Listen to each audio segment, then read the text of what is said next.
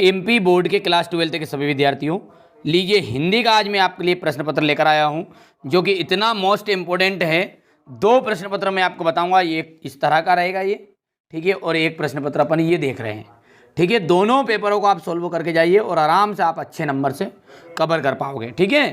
तो चलिए शुरू करते हैं। दिन जल्दी जल्दी ढलता है, कविता में कवि हताश और दुखी क्यों है? इस कविता में कवि हताश है और दुखी है, क्यों? क्योंकि परिवार से बिछड़ने के कारण, ठीक है, वहाँ हताश है और दुखी है। किस रस को रसराज कहा जाता है? ऐसा कौन सा रस है जिसे रसराज का नाम दिया गया? तो श्रृंगार रस है, जिसे रसराज के नाम से भी जाना जाता है। बाजार का जादू चढ़ने का अर्थ है। बाजार का जादू चढ़ने का अर्थ मतलब क्या है? आकर्षक वस्तु है।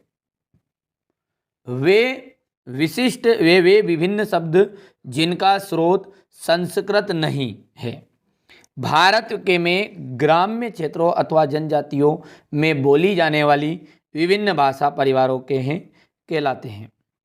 तो वो है क्षेत्रीय शब्द, मतलब जिनका वे शब्द है जो भिन्न स्रोत संस्कृत नहीं है, मतलब क्यों है जो गांव ग्रामीण क्षेत्रों में बोले जाएंगे, उन शब्दों को हम कहेंगे क्षेत्रीय शब्द।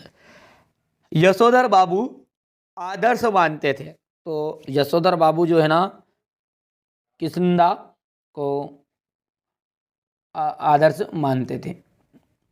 और टीवी पर प्रसारित खबरों का में महत्वपूर्ण है विजुअल, बाइट, नेट के उपयुक्त सभी। तो उपयुक्त सभी यहाँ पर राइट रहने वाला है, ठीक है। पूरा सॉल्यूशन दूंगा मैं, कोई घबराने की जरूरत नहीं है, ठीक है, पूरे का पूरा मिलेगा। भक्ति काल के प्रेमाश्रयी शाखा के प्रमुख कवि हैं। भक्ति काल के प्रेमाश्रयी शाखा के जो कवि है वो कौन है? तो जायसी है कि कबीर है? देखो, ज्ञानाश्रयी शाखा के कवि है कबीरदास और प्रेमाश्रयी के हैं जायसी। पतंग की पतली कमानी डेडेस की बनी होती है, लोहे की कि बांस की? आप जानते हैं कि पतंग में वो पीछे पीछे जो लगी रही है लकड़ी की डंडी, वो लकड़ी की तो नहीं, से बांस की, ठीक है। तो यहाँ पर अपन बांस की एकदम राइट आंसर हो जाएगा। 22, 22 और 26 मात्रा वाले छंद को क्या कहते हैं? मतलब 22 से 26 जिसमें है उसे क्या कहा जाता है? सवैया कहा जाता है, ठीक है, उसे क्या कहते हैं? सवैया छंद कहते हैं। भक्तिन का जो कद है, रिक्त स्थान था, भक्तिन का जो हाइट थी ना वो छोटी थी। हलदार साहब अब नहीं समझ पाए, वाक्य में भी शब्द है। हलदार साहब अब समझ नहीं पाए, वाक्य में भी शब्द है, क्या है? निपात, निपात शब्द है, ठीक है। और अगला है, यशोधर बाबू ने दफ्तर से लौटते हुए रोज जाने की रीति अपनाई। हलदार सॉरी क्या है बोल रहा है कि यशोधर बाबू ने दफ्तर से लौटते हुए रोज क्या, कौन से मंदिर? तो बिरला मंदिर जाने की उनने रीति अपनाई थी। संपादकी को रिक्तिस्तान की आवाज माना जाता है, अखबार की आवाज माना जाता है। अब क्वेश्चन नंबर जो 3 है वो क्या है आपका? सही जोड़ी है। पहला है आपका आत्म परिचय। आत्म परिचय के अंतर्गत आपको लिख देना है यहाँ पर हरिवंश राय बच्चन। महाकाव्य, महाकाव्य में होता है 8 सर्ग होते हैं या 8 से अधिक हो सकते हैं। जेठ का जो पुत्र होता है ना उसे जिठोत कहा जाता है, ठीक है। अर्थ के आधार पर वाक्य के जो प्रकार होंगे वो होंगे 3 प्रकार के। सॉरी यहाँ पर देखो, ये जो महाकाव्य है ना, ये में पूर्वा पर संबंध आएगा, है ना, पूर्वा पर संबंध आपको लिखना है ना। ये दूसरा जो है ये इसका आपका ये मिलान करना बेटा, है ना, ठीक है भैया।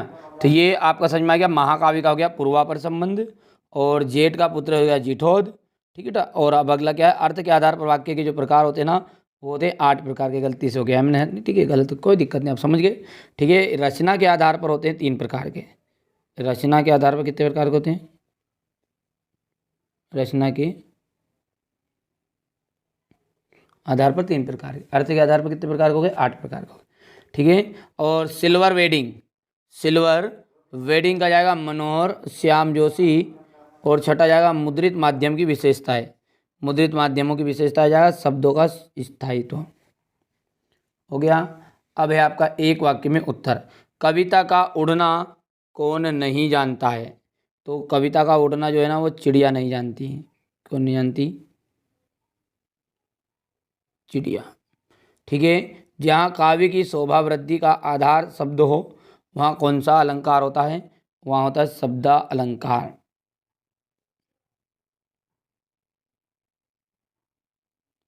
ठीक है। गन्ने के पके हुए गाढ़े रस को क्या कहते हैं? गन्ने का जो पका हुआ गाढ़ा रस है, तो भैया जो गाढ़ा रस है उसे गुड़ के, तो यहाँ पर आ गया गुड़ है। चूरन बेचने वाले का काम कौन करता था? चूरन बेचने वाले का जो काम है भगत जी करते थे।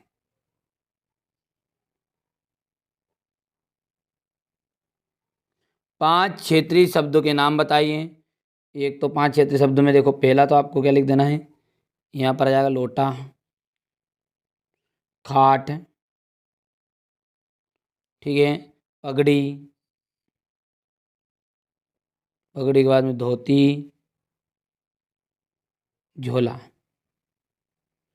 ये क्या आपके क्षेत्रीय शब्द हैं। कृष्णदा यशोधर को क्या कहकर बुलाते थे? ठीक है। कृष्णदा यशोधर को क्या कहकर बुलाते थे? ठीक है भैया, तो बाऊ बाऊ कह के पुकारते थे, बाऊ। ठीक है। डेड लाइन, डेड लाइन किसे कहते हैं? जब किसी कार्य को पूरा करने की अंतिम सीमा जो रहेगी वो डेडलाइन कहलाती है। ठीक है। कोई भी कार्य को पूरा करने की अंतिम सीमा मैं लिख देता हूँ। ठीक है। तो किसी कार्य को पूरा करने की अंतिम सीमा को क्या कहते हैं? डेडलाइन कहते हैं। ठीक है भैया। अब है सत्य और असत्य हैं कि सीधी बात भाषा के चक्कर में टेढ़ी फंस गई। ठीक है। तो ये आपका पहला सत्य रहेगा। दुर्बिल सवैया का नाम दूसरा नाम है चंद्रकला है, बिल्कुल। ठीक है। तीसरा जो है भक्तिन का जीवन संघर्षशील रहा, ये भी सत्य बात है। लोकोक्ति को ही कहावत कहते हैं, लोकोक्ति को कहावत भी कहते हैं, बिल्कुल। बहुत ही कम फर्क है कहावत और लोकोक्ति में। ठीक है। ठीक है। तो एक तरह की कहावत ही है वो। ठीक है। मनोहर श्याम जोशी को साहित्य अकादमी पुरस्कार में सम्मानित किया गया। ठीक है भैया। तो सम्मान किया गया था, बिल्कुल सत्य बात है।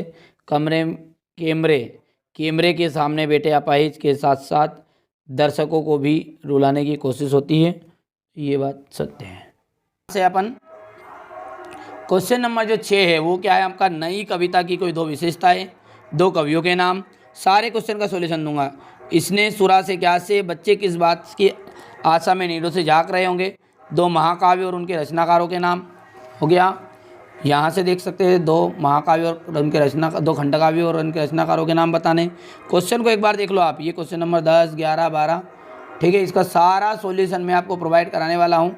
ये रहा आपका क्वेश्चन नंबर 17, 18, 19। हो गया इतना। 19 के बाद में आपका जाएगा यहाँ पर इसका अथवा ये है। ठीक है। Question number 20। ठीक है। 20 के बाद में ये रहेगा आपका क्वेश्चन नंबर 21। 21 के बाद में रहेगा आपका ये 22 और ये 23। ये सारा पेपर मैंने आपको बता दिया। आप चलिए सॉल्यूशन की ओर आगे बढ़ते हैं। अब यहाँ से अपन क्वेश्चन नंबर 6 से लगाकर 23 तक के क्वेश्चन समझेंगे।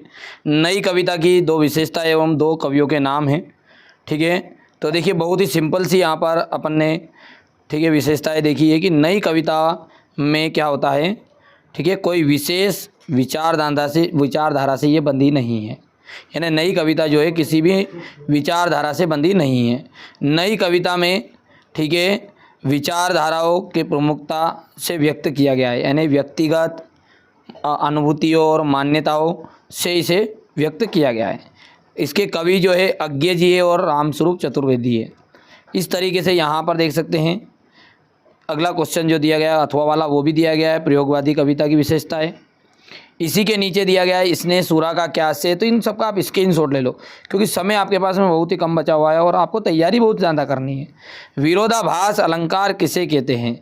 देखिए, जहाँ कथन में विरोध ना होते हुए भी विरोध का आभास हो, यानी ऐसा लग रहा है कि उसमें कोई अपना विरोध नहीं कर रहा है, फिर भी लगेगा कि हाँ विरोध का आभास हो रहा है, उसे कहेंगे विरोधाभास अलंकार। जब से है आँख लगी तब से ना आँख लगी। ठीक है, यानी कि यहाँ पर आँख लगी का अर्थ मतलब है नींद आना।